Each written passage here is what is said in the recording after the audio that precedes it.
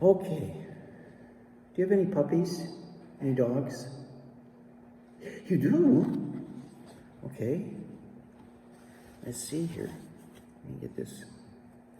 Okay, how many dogs do you have? 3? How old are they? 2 or 3 years old, and one's 14. Who's faster? One is 14 and one is 2. You gave them hunting at all? No? Hunting? Sometimes you got right? The dogs are nice. Golden retriever. Indian String Spaniel, that's what I had. Indian Stringers, it doesn't grouse.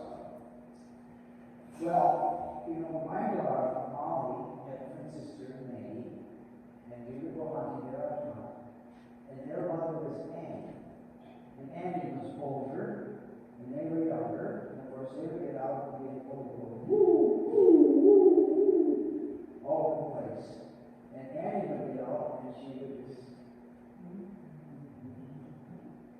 and then she would walk with my oldest brother, who was his dog. The other dog would bounce around looking at the pheasants, and Annie would just be walking along with my brother.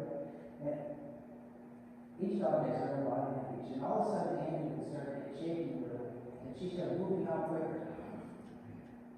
Now the other dogs, they could run like rabbits. Annie couldn't, but when Annie started moving out, pay attention, because Annie caught something that you're going to want. The other dogs tried a lot of things, but Annie only stepped out when it was for real. And that's called wisdom. So you have a puppy. Imagine if, like in the gospel today, that puppy is the jewel, the thing of great price. Imagine if you get the puppy, but you don't own it. It's yours, and you can have it for life, but you still don't own it. Because when you get the puppy, you have to make commitment to things.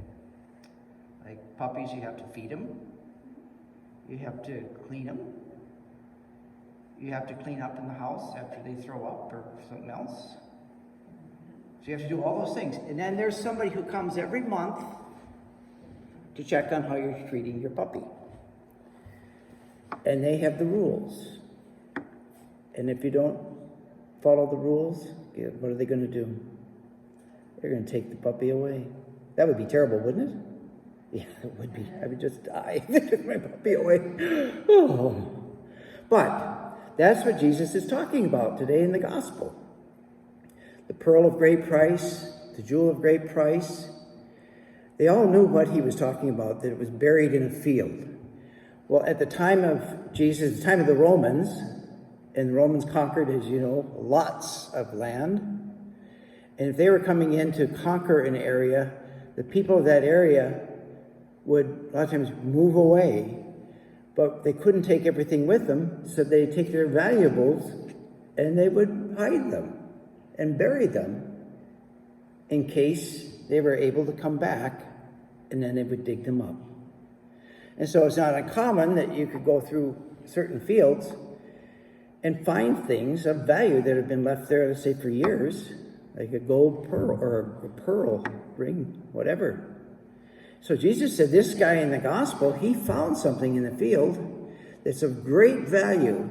And what did he do? He went and sold everything he had to get that field. He had to buy the whole field to get that thing of great value.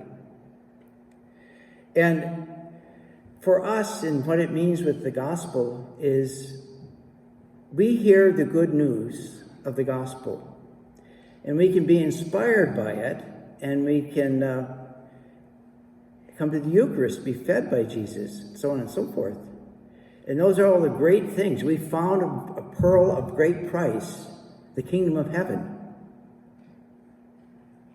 And we can, but the thing is, to get there, we have to sell all we have. What's that mean? Like the rich young man that came to Jesus and said, "What are the commandments?" And Jesus said, "You know the commandments." And the man said, "I've kept all these since my youth. Is there anything more?" And Jesus said, "Yes. Go, sell what you have. and follow me. So that's what, with the gospel, we have to be able to, if we want to really grow in the gospel, the jewel of great price that we found, we have to give our whole life for that. Not just and buying the field means we have to give our whole life. When I go to work, whatever my work is, I have to do it like St. Paul says, in the name of the Lord Jesus. I have to think about what I'm doing, that I am bringing dignity to whatever it is I'm doing. The work isn't bringing dignity to me. I bring dignity to the work. Because we're human beings. We're created in the image and likeness of God. And so, same with anything we have in creation, like the dogs, the puppies, they're given as a gift. But if I'm not willing to give on my part for that gift, to nurture it and keep it strong and so on and so forth, that gift can be taken away. And same in our life with the gospel. Am I willing to look at my whole life in the gospel? And what does that mean? If I want to live, if I want the kingdom of heaven, what am I willing to do to get there? How bad do I want the kingdom of heaven?